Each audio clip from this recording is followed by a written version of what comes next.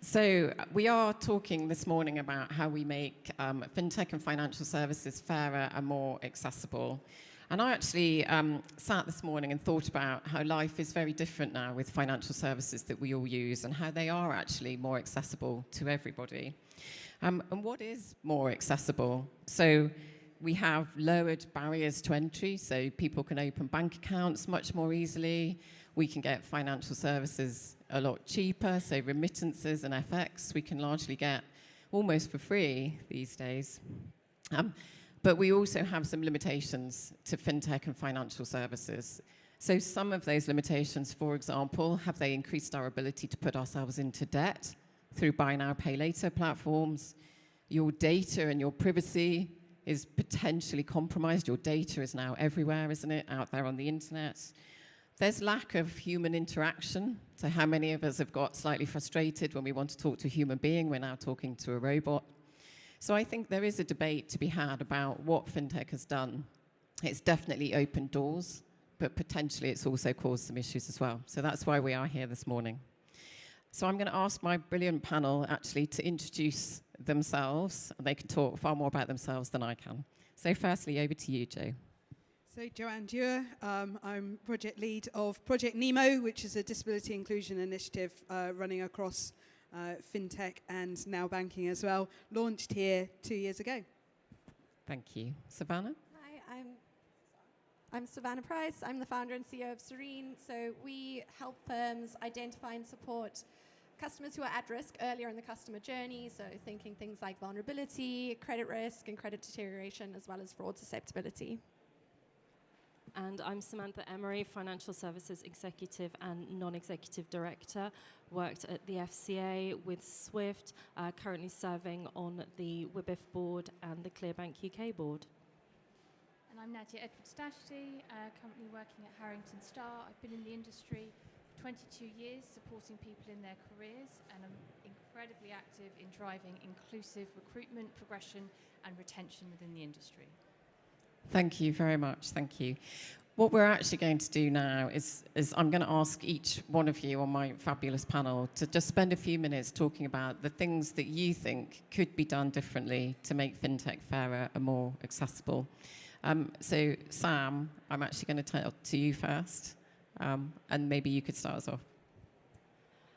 Yeah, happy to. So I think we heard so many good things this morning from Rachel Reeves, from the Economic Secretary, to the Treasury, Lucy, and from Janine. Massive opportunity in the UK, as we well know.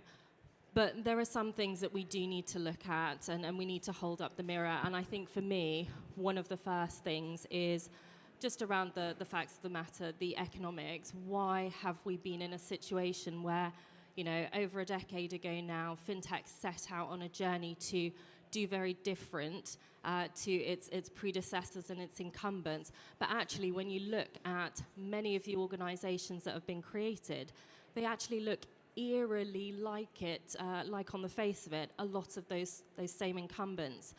And I think that's where you need to look at not just what are the problems that we're looking to solve in FinTech, but the why they exist in the first place. And a lot of this, when you spend time looking at it, is really, really obvious. Who had the money to finance? Who did they want as the chair on their board on condition of that financing? Who were the founders that they saw as credible? Who did those founders want as their first few hires? And therefore, who were we really designing some of those products for? So I think the organizations, and you know, some of them sat on the panel here today, who have really leaned into that, will build the sustainable businesses. But for others, I think there's really an opportunity to lean in. That's where I think there's a little bit more work to be done. Thank you very much. Nadia, I'm actually going to turn to you. We had a great conversation this morning, didn't we, about how recruitment potentially drives differences and changes. So can I ask you what your 3, 4, 5 changes might be to make the world a bit fairer? Totally, and I'm going to keep my eye on the time, everyone, because I feel like with this one I could really go on. But I absolutely love what Sam's just said there, because these who is chosen for a role will define how a company will grow, how products will be put out into the market, who the partners will be, who people in the industry will be connected to. And I think it's just so important that we're looking at who is representative of our industry right now, who is made redundant, who were put into the big roles, who got the visibility of that. So when I look at recruitment, it's not just about that one job. It's about the every job in every day. And this is where I think that the title of this talk is so important. FinTech for all, small choices, big impact. And I think we can all make these small choices to start driving a fairer, more inclusive, and therefore more robust entire industry. The first thing that I would love to see more of within our space is actually people making that choice that Sam just said of leaning into inclusion. I think there's just far too many of us who choose that inclusion isn't for us, it's not needed. And I say choice because there's many of us where inclusion is not a choice, where we are 100% needing to be included because we have been excluded. And I think that there's a privilege that goes with, oh, inclusion's really not for me, I think I'm going to leave that to other people. And that's where the lean in really needs to happen. And I love being able to share this as an example. When we talk about live captions at events or subtitles or your live transcripts on Teams, Zoom or whatever, I 100% rely on them to be able to work. Whereas anybody with strong hearing, great hearing, they may not rely on it in the way that I rely on it, but I always say to everybody, there would have been a word, at least one, that you would have checked, that would have helped you. So that's my first thing. I'm going to make sure I don't keep going. It's don't great. go too over my time on this. But that's my first thing, that choice to lean in. If you have the choice, it's so important that you do, because that example of subtitles shows it's not just to change the industry and change the world for the minority. I believe that any change you do to welcome someone, to include someone, to help them belong, is a benefit for all of us, especially when we're talking about products and accessibility and global markets and us trying to be hold the FinTech crown of the world. The second thing I'd say is confidence and competence. We love to hire in our own image. And this is something that links to a third point I have around what do the best environments look like? Environments where we all positively challenge and debate. Janine spoke about that this morning. She said we can't just talk the talk on this. We've got to walk that walk on that positive debate and challenge. And I think that loops all the way back to not hiring in your own image, not wanting people just to say yes to you, but actually really love and enjoy that positive debate and constantly asking, how can I be better? Then how can we be better? I always say, what has happened to growth mindset? Why are we searching for consensus rather than debate and positive debate? I'm going to stop there. Thank you very much. You could have kept going there, but no, that was great. Thank you. Savannah, I'm going to turn to you if you don't mind. We all know your business, Serene. It's an amazing business. It's solving amazing problems. But talk to us about the things that you would do differently and what you would change. Yeah, so I think I'm probably approaching this slightly differently as an outside service provider to firms, trying to champion inclusion, kind of get rid of bias and all the rest of it. And when I'm thinking about inclusion, I think where I get to is actually it's a challenge around timing and a challenge around understanding. So at Serene, we spend our time looking at changes in customer behavior, trying to marry that up to good and bad outcomes and really understand, what is going on in a customer's life that is leading to certain outcomes. And what we've seen time and time again is it isn't actually a function of because you have certain characteristics. We know that people are disproportionately included or excluded from financial services based on certain characteristics and certain traits. But what we found is actually it's much more tied to behavior and life changes. And so the systems that we're looking at are kind of optimized for the point of decision. They're optimized on static journeys and static understanding and static personas. I think the small changes that I would make in the industry would be start optimizing for transitions, optimizing for dynamic journeys, because I think humanity is nonlinear. People with different traits, kind of different characteristics. The outlier is actually the norm. Kind of we're part of the human experience, and that human experience is nonlinear. So I think for me, how do you capture that non-linearity and you deliver better outcomes?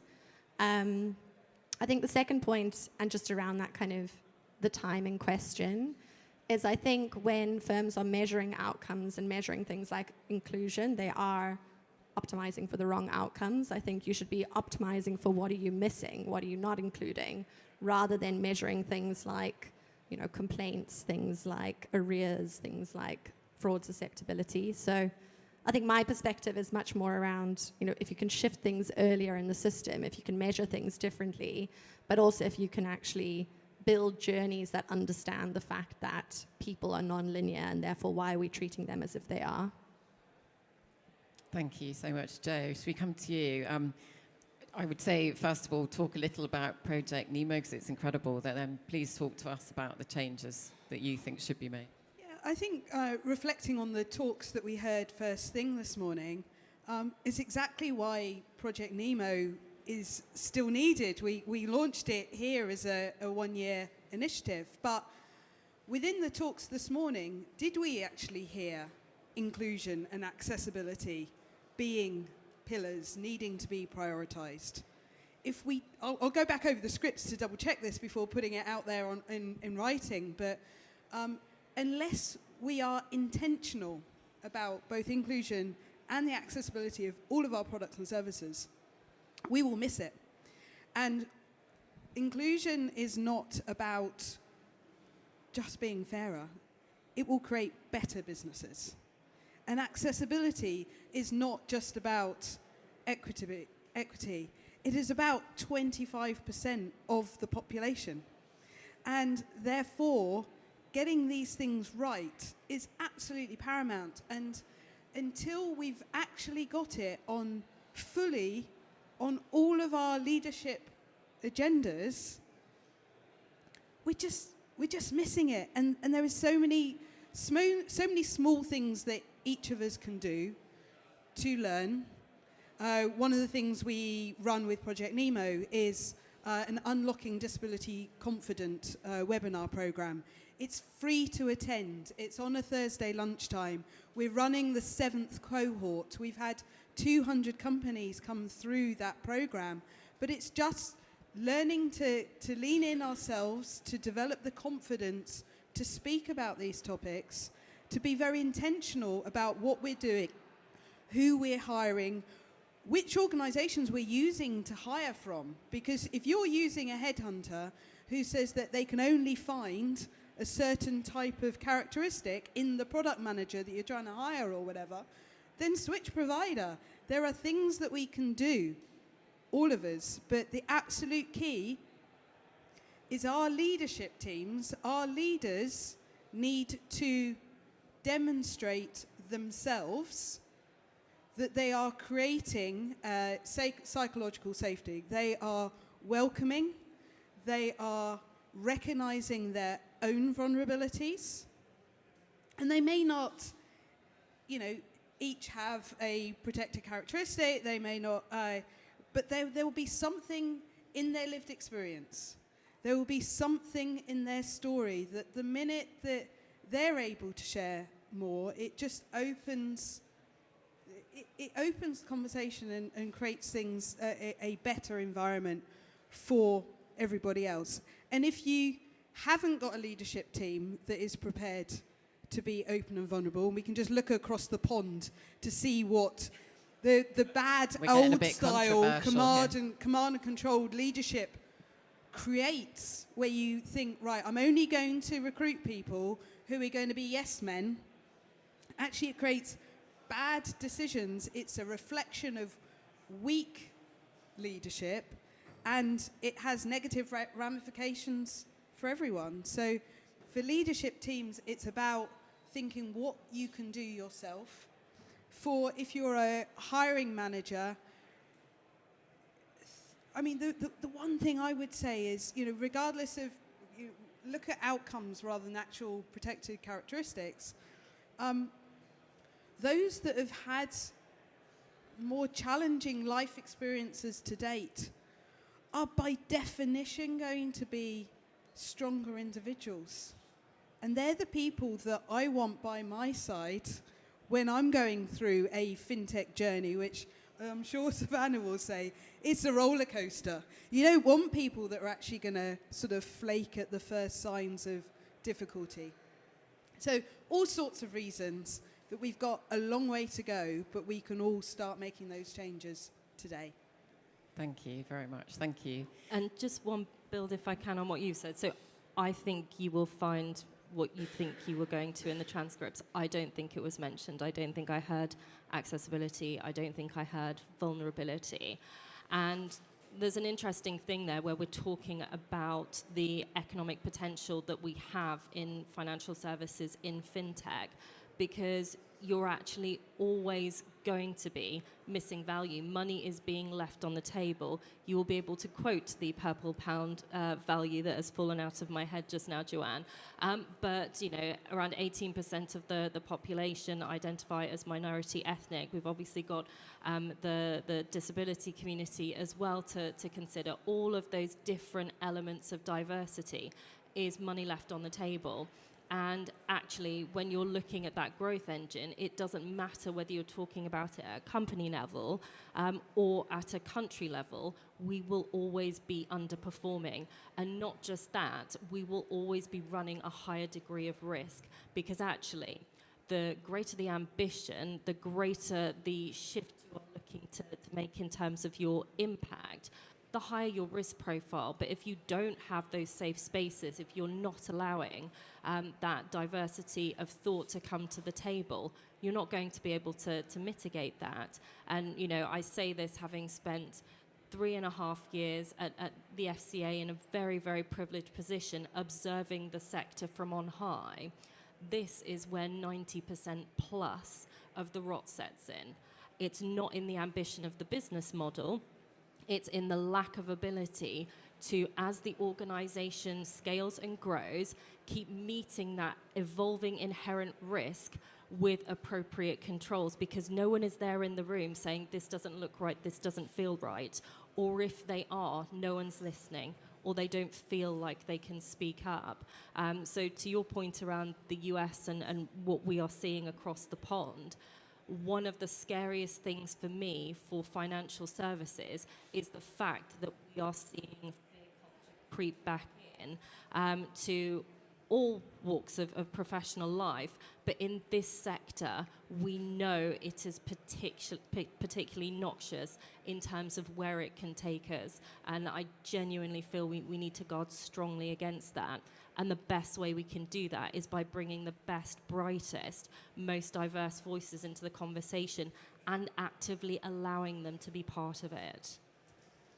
May I add to that Yeah, a little keep bit? going. Because I think that's a really important and interesting point as well. And what I wanted to comment on is you're talking about it in terms of hiring internally, in terms of like growing and scaling companies which have inclusion at its heart. I think what we are seeing increasingly is that if you're not hiring in that way, I mentioned journey design earlier on. If you're not hiring inclusively, you're missing out a huge swathe of the population in terms of how you understand those customers. And we know it's quite a well-known fact around, if you're not, there's no women on design committees or something, and you end up with kind of the wrong things as the car example. But what we are actually seeing in the data is how much value is being left on the table because you have poor understanding of your customer base as a financial institution.